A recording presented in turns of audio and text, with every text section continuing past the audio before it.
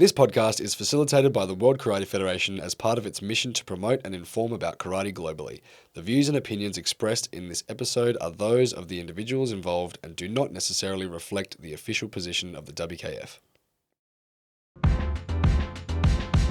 Now, Nathan, the hot goss is the grand winner chase. It's just heating up. Yeah, I think every year this is just something to follow throughout the Premier League season. Who's going to be on top, because one tournament can change the entire landscape of the race. For me, pressure is important. I like to feel heavy on my shoulder. It's good for me. I hope to give good karate, good show. My first sensei is my father, so my career started when I was a child. I think that all this time needs me to be better in every competition.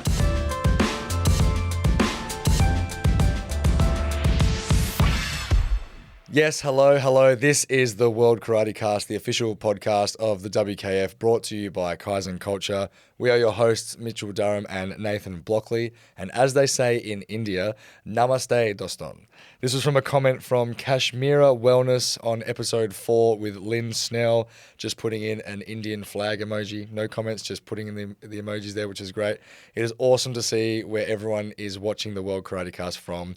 Make sure you're on the WKF YouTube channel and following and commenting along, because we love hearing where you're all from. Yeah, just a flag is engagement. You know, that's engaging with us. We can see where our viewers are listening from, and that's what we want. So keep doing it. If you haven't commented yet, make sure you get your country, even if it's just your country's flag, comment it down below on the YouTube channel.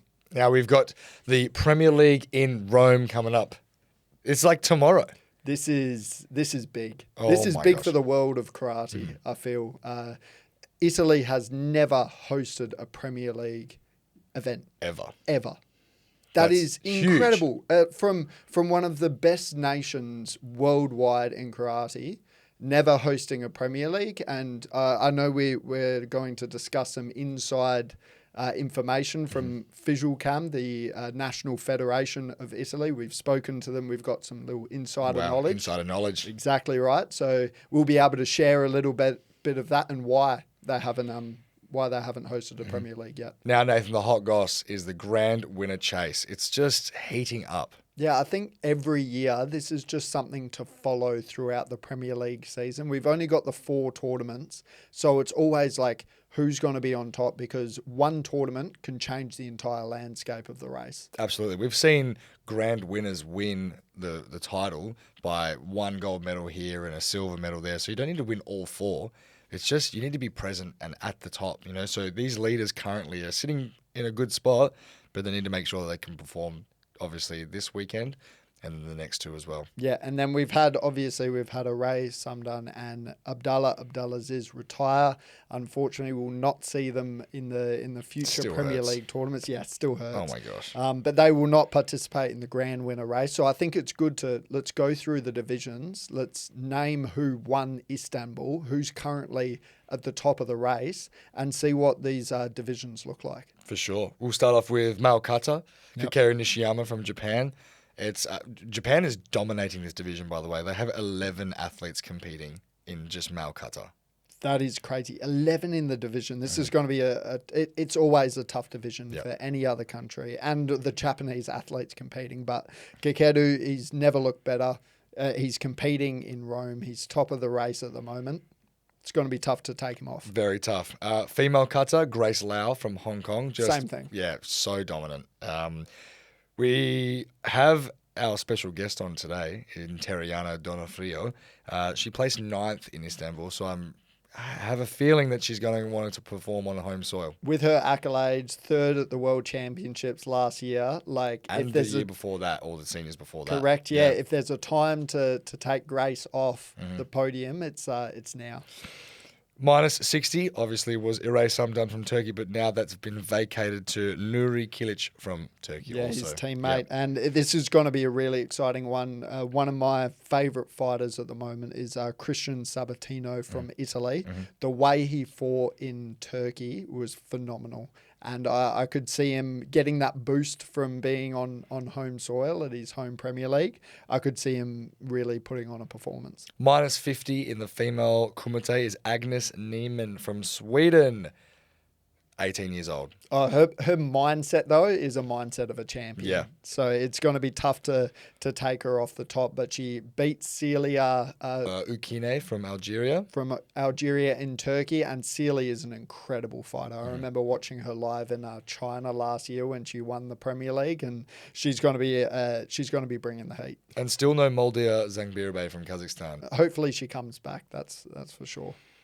Minus 67 male kumite Yurik Oganessian from WKF1, an electric fighter.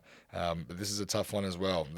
Luka Maresca was third place in Istanbul, once again competing on home soil, so you can imagine his energy is going to be extremely high.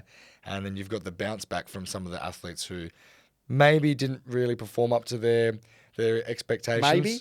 Definitely not. Yeah, I mean, we have Kozaki, who was grand winner last year, Yugo Kozaki. We had Saeed Ubaya, who was second in the grand winner race.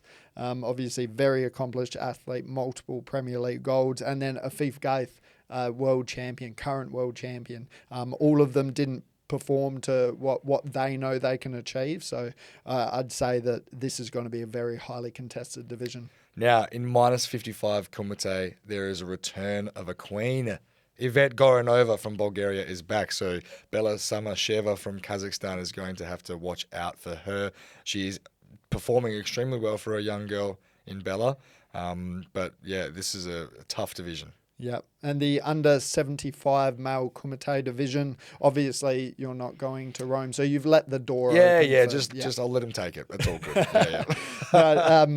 Abdullah's is one Turkey, but he will no longer be competing. He's retired. So we've got Ömer Faruk Yurur, who's been an incredible athlete over a long period of time. He'll definitely be looking to get a gold medal in Rome. And then we've got Ali El-Sawi, previous grand winner, I think multiple grand winner. Yeah, absolutely, yeah. Yeah, from Egypt returning. And now in under 75. Yeah, he was under 67 before. So that's going to be very exciting. Extremely.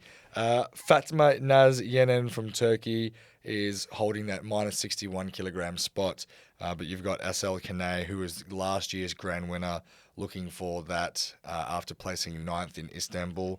I don't know where it's going to go with this division. And that's what's so exciting about it, isn't it? In the under 84 kilograms male kumite division, we had the two teammates verse off for the gold medal in Turkey. It was Omar Osman, who got the better of his teammate Yusuf Badawi, world champion. So this is going to be a very highly contested division. No Muhammad Al-Jafari. And we've got the return of Konstantinos Mastrogiannis from Greece, who I do love watching him fight. Great fighter.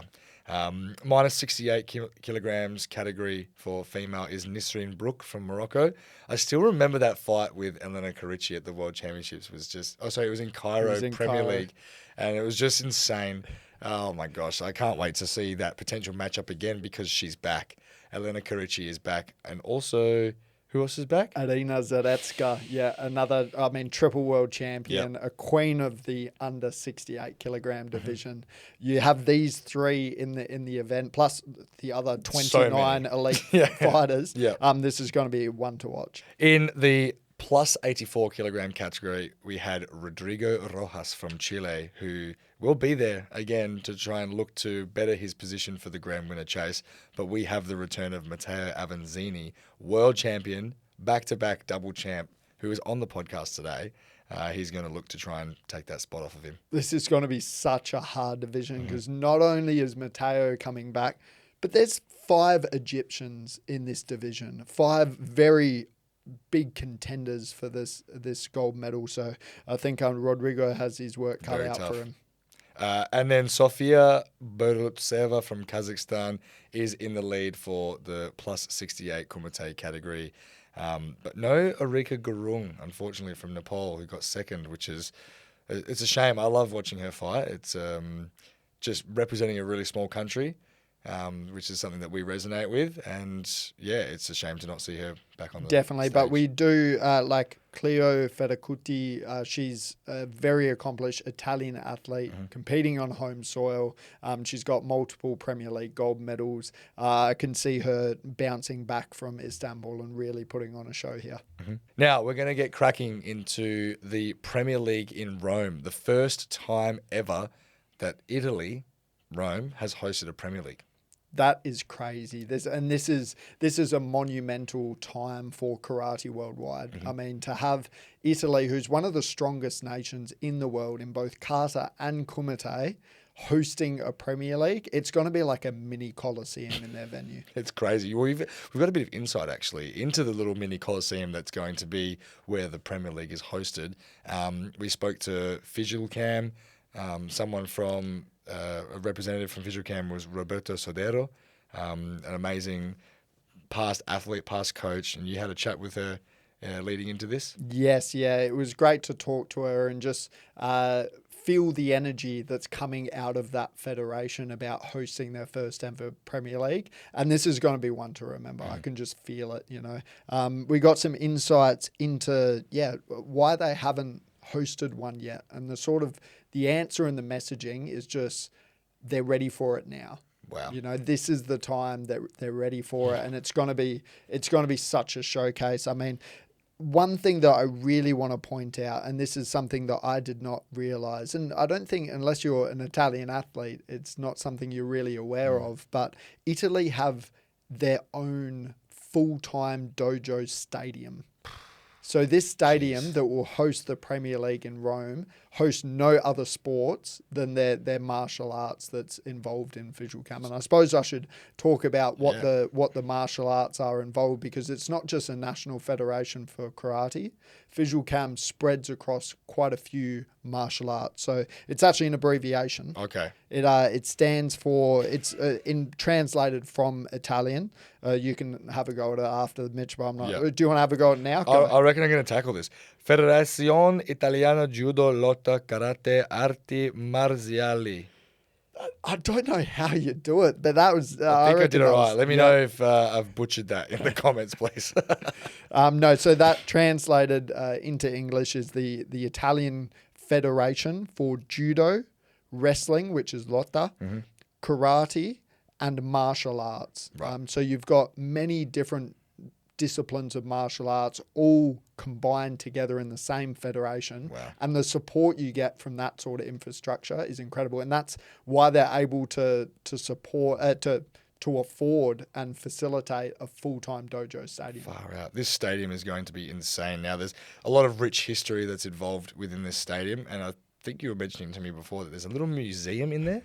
Crazy. It's got everything. It's got accommodation for athletes, especially like we know Matteo lives in Milan. So when he comes down for like national training or national championships, maybe he stays in the accommodation. You've got a restaurant, you've got a gym, you've got office spaces, you've got a medical and sports science facilities. So they really like test their athletes. Wow. It's a full... It's a combat center. Yeah, it's a combat center. Yeah. And as you said, it's even got a little museum. And this was dedicated to the history of Fisialcam. The Pala Pellicone was named after the founder of, not the founder of Fisialcam, but a president for over 30 years of the organization, Matteo Pellicone. He served from 1981 to 2013. And the purpose of the museum is to preserve and present the history of Italian combat sports, especially judo, wrestling, karate, and related martial arts governed by Fisialcam. Wow.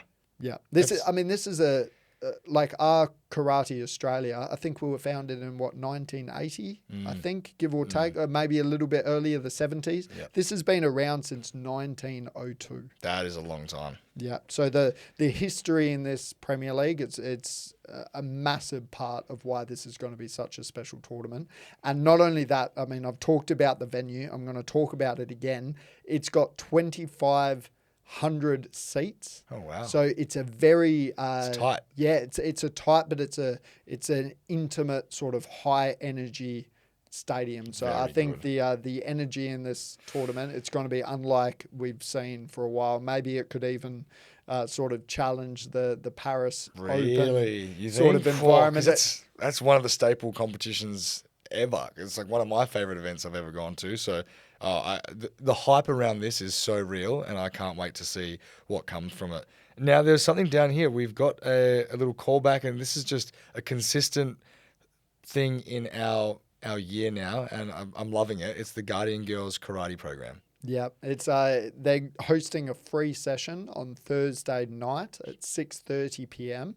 So just the Italian Federation not only doing the Premier League but also supporting the Guardian Girls Karate Program, which is it's core to the WKF and our mission as karateka. Empowers women, combats that gender-based violence that we do see worldwide. So seeing this being incorporated into the event or adjacent to the event, it's incredible to see.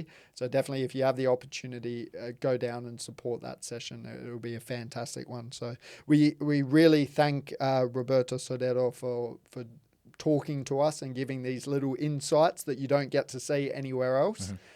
We really appreciate the chat with her, and we're so excited for this Premier League. Fantastic. Now, time to get into introducing the guests for today's episode. So first off, we have Matteo Avanzini coming onto the podcast. He is a double champ, back-to-back world champion as an under-21 in Venice 2024 and the Senior World Championships in Cairo 2025. Only 21 years old. That is absolutely insane. He finished second in the grand winner chase in 2025 and just an all-round smooth operator on the tatami, don't you think? He is. When we're talking about that, maybe he'll feel a little bit of pressure going into this tournament. If he does not show it ever. No, he's extremely tactical and strong-willed and an amazing competitor.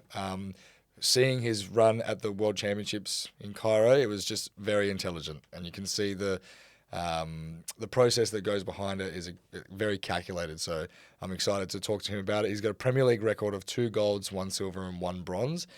Missed out in Istanbul, but I'm sure he's looking to perform extremely well in Rome, and then looking forward to China and then Rabat afterwards. Cannot wait. Let's bring him on, Mitchell. Welcome, Matteo Avanzini from Italy onto the World Karate Cast. It's a pleasure to have you on today, Matteo. How are you feeling? Hello, everybody. My pleasure, and I'm feeling good today. Feeling very good. Yes, I mean, you must be well rested. We had a quick chat before we started the episode about why you weren't in Istanbul, and you've just had such a big last 2 years, winning the Junior World Championships in 2024 and then winning your first ever Senior World Championships, which is just insane to say. Crazy. Last year, you've decided just to take a little bit of time, and you return for the first Premier League of the year, and it's in your home country in Rome. How does that feel? Yes, so I take some rest because after World Championship, there was a lot of big emotion. Now I took the rest, and I came back just for this Premier League that it's the most important for me of the year because it's in my home. So my federation took the opportunity to celebrate the best karate here in Rome, and it's the first time. So I'm very, very happy to be here, to be present in this Premier League, and hope to give the best karate possible. Now, you won your Junior World Championships in Venice, in Jesolo, 2024. Yeah. So that was with your home crowd. What does it feel like competing on this stage at this level with all of your friends, family, and hometown support being there to support you? What does that feel like? So it's very beautiful because it gives a lot of pressure to me, and for me, pressure is important because I like to feel the heavy on my shoulder. So it's good for me. I hope to give good karate, good show, and hope that everybody will watch me. So I'm ready to go, and it will be very interesting. This is good. This is what we wanted to know, is whether you feel pressure, Matteo, because it's definitely been a very prevalent thing in your career as a karateka. So you just do not, you like to feel pressure. You like to feel like it's all on the line. Does this make you perform better, do you think? I think so. I think pressure is one of the most important things that I have in my career. So when I started to feel the pressure, I always gave something better, because every time somebody put the finger and say that maybe this time Matteo will go down. Not a lot of people can deal with the pressure, and I feel very good with it, because before the World Championship, not a lot of person in Italy maybe can say, oh, Matteo maybe will do gold medal in World Championship. A lot thought that I will won a medal, but gold medal it's something else. Because being a world champion or being a silver medal or a medalist in World Championship, it's a whole different world. So with the pressure on my shoulder of World Championship gold, maybe I will do more than my best. That is hard to believe. Very hard. I don't know what more you can bloody do. This is amazing. Well, you know what they say, pressure makes diamonds, and you perform extremely well. How does it feel coming off of the amazing 3 years you've had competing in the under-21s category, having success there, the senior world championships? You seem just to be going like this and like this. The Premier League now is coming up. Are you changing anything? Are you doing anything different, or is it just more of the same process? So the process is almost the same. Try new things, try to be consistent in the work, try to get out of the injuries, and it seems quite boring, but it's one of the most important thing, the consistency. So for me, stay in the shape, stay in the mentality, and as I do in the last 3 years, it's true. And in the end of every year, I say to myself, it was a good year. Maybe last year will not be, next year will not be as good as this, but every year I improve and I get better with the result and with myself. So who knows? Maybe this year will be the first in down, but I don't think so. Maybe I will do like this. Yes, I've got a Yeah. two-part question for you. You are the one of the only things you haven't achieved already at such a young age of 21 is the grand winner title. Is this is definitely I know it's in your mind's eye for the future. Will you be going for the grand winner title this year? Will you be attending Leshan in China, the Premier League, and then the Rabat, the last Premier League of the year? Yes, of course, I will try my best with the 3 Premier League, because, as you said, in Istanbul I was not present. So I will do my best with the 3 Premier League, but I think they can be enough. If I took 3 gold, they would be enough. So it's good. It's good for me with start with the Premier League of Rome, because this gave me the opportunity to give something more for the Premier League Grand Winner. So it's good, and we will see in Leshan too, and in Rabat as the last stage of the year of the Premier League. The calendar is quite large and it's quite busy for athletes such as yourself. You're always competing around the world, and I'm sure that you have a lot of things to do in Italy and locally. How do you manage your time, and how do you switch off and relax? You know, like you said, you didn't go to the first Premier League in Istanbul, but when now the season is starting, how do you manage your life? Yeah, because we did say that the Italian national championships are 2 weeks after this Premier League in Rome, so you will do both competition. How do you manage this sort of schedule? So it's important for me to take rest. Maybe after the Premier League, in fact, I will come back home in Milan because I'm from Milan now. I'm Rome to train, and I will stay a little with my family. For me, it's the most important thing to pass some times with my family. So after the World Championship was like that too, you know, in Christmas and I take all my bags and go back to Milan with my family. So for me, it's important to rest and stay with my family.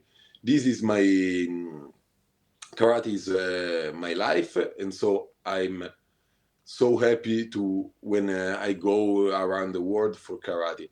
And when I'm not around the world, it's important to, for me, it's important to, you know, organize everything, and from training to rest to see my family to physiotherapy and everything like that. So it's consistency, as I said before, and program everything. Yes, and let's be real, he's a heavyweight. There's no weight cutting there. There's no weight You don't cutting. have to maintain weight. You don't cut any weight at all. You have to just eat all the pasta and the pizza. It's all good. Yes, it's so good. So after Christmas too, I took some kilos, but don't worry, no problem with cuts for me. What's your favorite I'm thing light. to eat? I'm light. What? What's your favorite thing to eat over Christmas? If there's no restrictions on weight and making sure that the physique is looking good, no restrictions, what do you like to eat? You know, I don't know. In Italy, there are a lot of things good to eat. You will see in Rome. Something good. Maybe pasta carbonara. Oh, No. yeah. Very But good. That's a yes, it's staple, isn't good. it? Now you will see in Rome. And we would love to hear some more about you personally and in the world outside of karate. Before we do move on to that, though, I have one more question for you. You're still so young, 21 years of age. You've achieved already more than a lot of people achieve in their entire career. A lot of people, world champion, junior world champion. You'll aim for the grand winner title in the future, of course. But what is your end goal? What do you want to achieve in your career? I want to achieve to be considered the greatest of all time, but it's hard, and I want to leave, a sign on the karate world. Want to give something to karate, and I'm trying this as my best. Yes. Do you have any idols that you've looked up to in your development in your junior years? Do you have anybody that you look up to in that way? Rafael Agaev, of course. That's a pretty good idol to have. I mean, I think a lot of people have Rafael Agaev as the number one, and I think it's important to have high aspirations. And being so young, Matteo, I can't imagine the heights that you'll achieve after what you've done so far. But yeah, let's get into some stuff that's outside of the dojo, outside of the tatami. How do you spend your time outside of training and physiotherapy and karate? Maybe something. Do you study? Do you work? Anything else? I'm trying to study. It's hard. I'm in a university in Italy, but almost the time I spend my time with my family and my girlfriend, my friends. So it's a lot important for me to have fun, to rest with my mind, because every day like this, with my mind full karate, it's not good, because it's not good for the mind. So karate, 2 times a day, maybe from preparation, then karate, of training, of course. And then when I'm not training, it's important for me to go out with my girlfriend, go out with my friends, and everything that make me happy. Of course, we see that these are so important to you and to your rest. I want to play a little impromptu game. Okay. And this is guess Matteo's university degree. What is he studying? We're going to guess, all right? and hopefully we might get it right. I'm going to give Mitch a second so we can think about it. Do you know? I'm going to go first. I have no idea. You don't know? Okay, No, all right, and you jeez. didn't mention It's it not either. You didn't say. It's not hard. It's not hard? Okay. All Well, right. I'm going to go. Not that. I'm going to go sports psychology. Oh, I was going to go sports, like physiotherapy. What is it, Matteo? It is sports science. You know? Yes. We're both correct. We're both winning. So Yeah. maybe both. What do you like in the sports science world? There's obviously a lot of things that you can study: nutrition, psychology, Yes. physiotherapy. What's your favorite type of sports science? Yes, so now I'm in the first year of university, so I didn't choose what to do in, master and everything like that. But I do like psychology because Pretty good. I because always I try to work in my type of karate in psychology of the opponent. You know, when I try to knew the next move of the opponent, and it's one of the most important thing in my type of karate. So tactical too, and everything like that. So I really like psychology and physiotherapy. I don't know really. It's important. I use a lot of physiotherapy here in Rome because it's one of the most important part of my journey.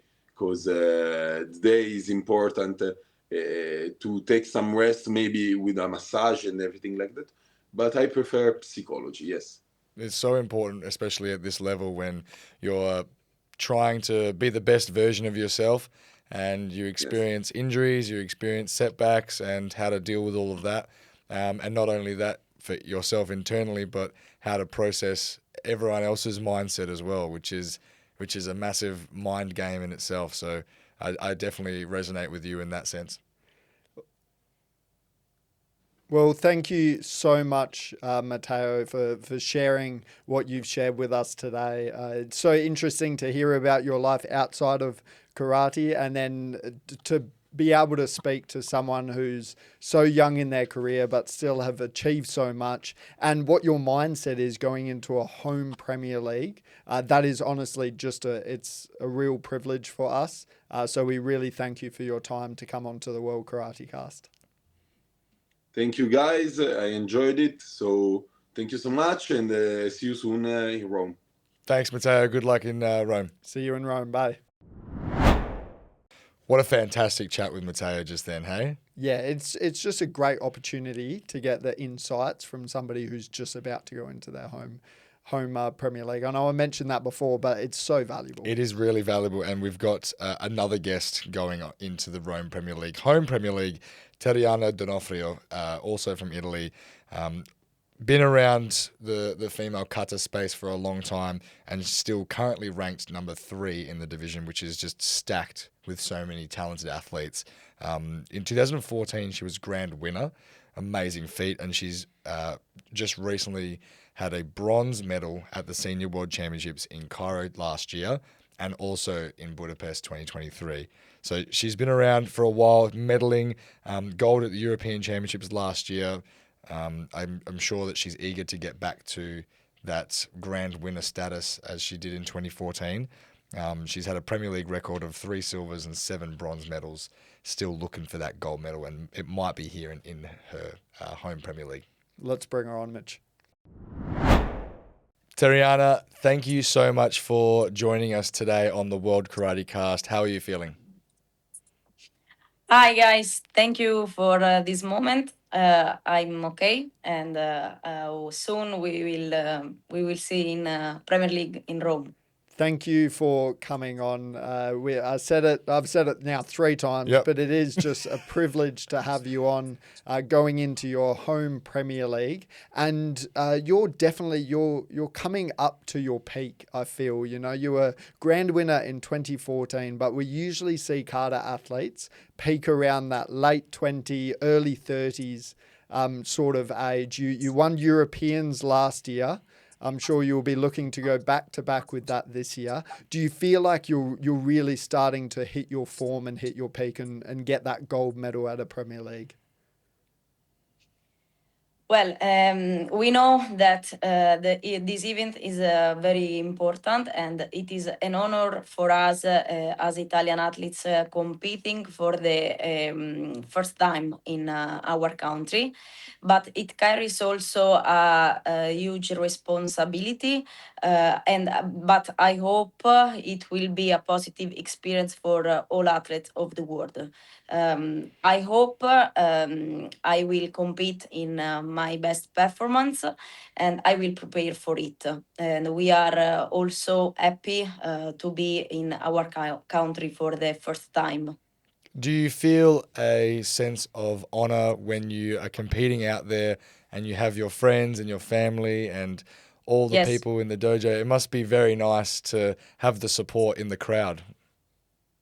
Yes, I think it is a great moment because my family will come, my friends, and all the Italian athletes will come in Palapelicone to see the best athletes in the world. So I think this is the most important event for the karate.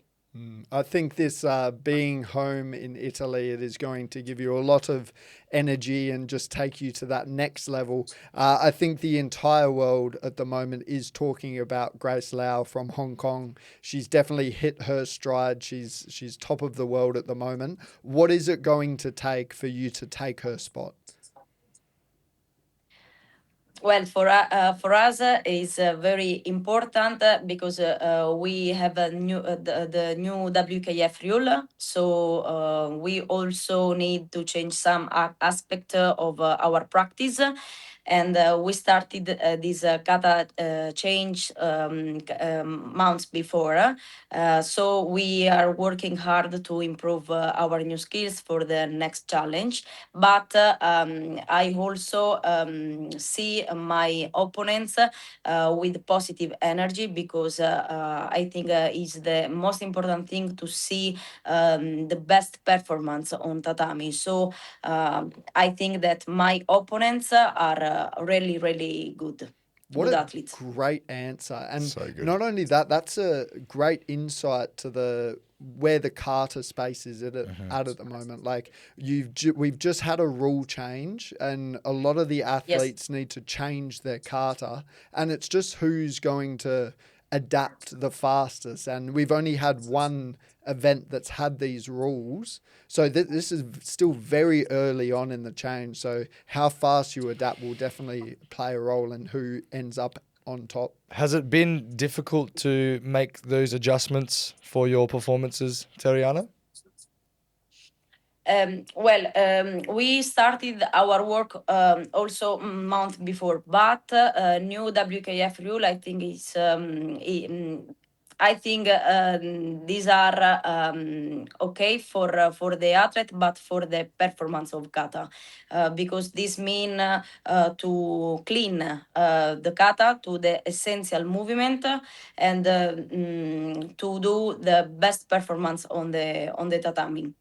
None of this making up sounds that aren't in the kata. It is very traditional. You cannot be slapping. You cannot have your gi puffed up. We touched on that in the first episode of the year of the World Karate Cast. So if you haven't heard it, go back and listen.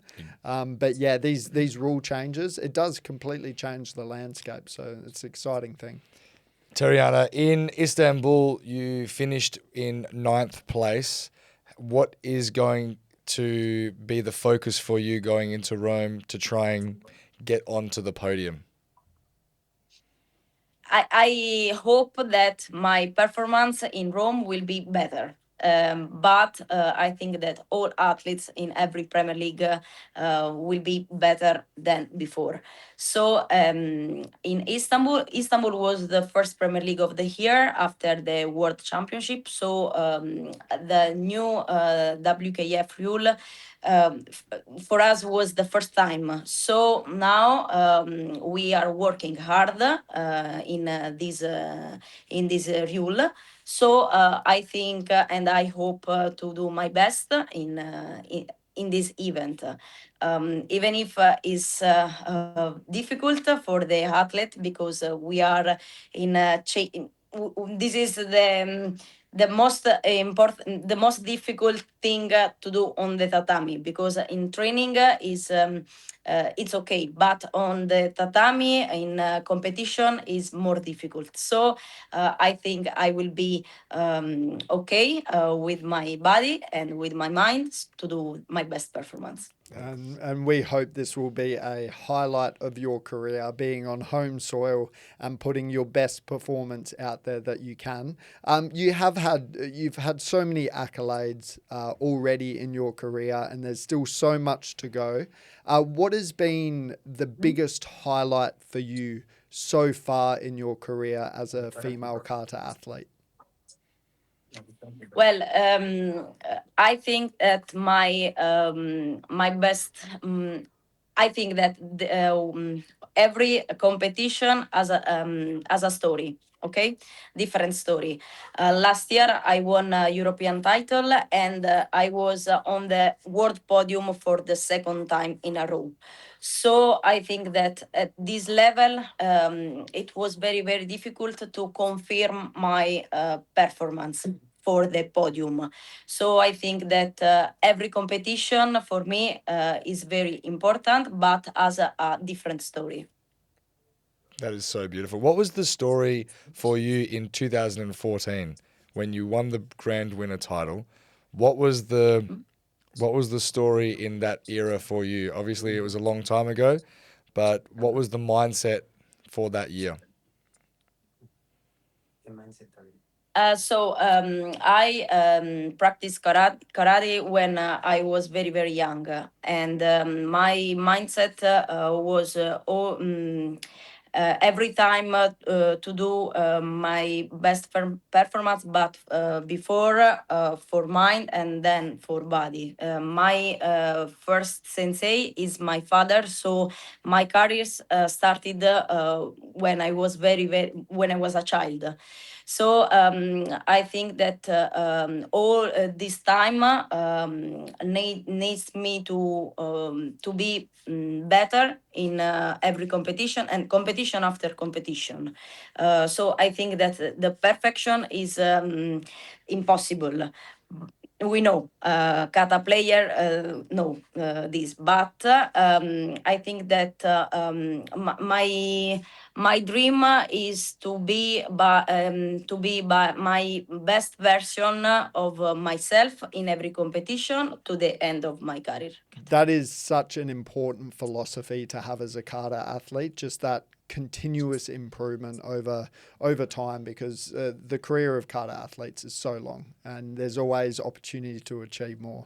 Teriana, I'm going to ask you the same question that I asked Matteo. Do you have any specific role models in female kata that you've looked up to during your early years in your development, someone that you really aspire to? So, Viviana Bottaro from Italy, in the female kata player before me in Italian category. So she was for me perfect example, because I did train with her, and so I look more experienced than me and before me. So I think that in the female kata, the best version for me was her. Fantastic. That is a great. I'm sure she would love to hear you mention her name. I think there is an amazing lineage of Italian kata, yeah, and there will be Yes. many more Italian athletes to come through as well. So we can't wait to see your performance in Rome. But first of all, we would like to know a little bit about you outside of karate. Is karate your full-time thing, or do you work? Do you study? What's life like Yes. for Teriana outside of karate? I also finished my academic study in sports science, like Matteo. And in my free time, I love to spend my time with my family. I live in Rome, but my family is not in Rome. So when I have a little bit of time, I will go to my home and to spend time with my family, my boyfriend, my friends. So normally, like a normally person. God, it is proper home soil Yeah. for you, Teriana. We really appreciate you coming on onto this World Karate Cast episode. It was fantastic to Thank you. hear. It is an honor for me. Yes, it is fantastic to hear how you are feeling going into this competition. And I think for us, like, your positivity is just, it's so infectious. We can tell that you're really looking forward to putting the best performance out there possible. So thank you for coming Thank you. on today. Thank you. Bye, guys. How amazing that we get two superstar athletes and their insights going into the Premier League in Rome on their home soil next week. I feel like I've mentioned I that. don't think so. We haven't mentioned it. You trying to say something? No. But it is actually so cool. How often do you get that? No, it's very rare, and this is the second time we've done two guests in one episode. The first was obviously a callback to episode 1, where we had Alina Codici and Ade Sumdun on the same episode.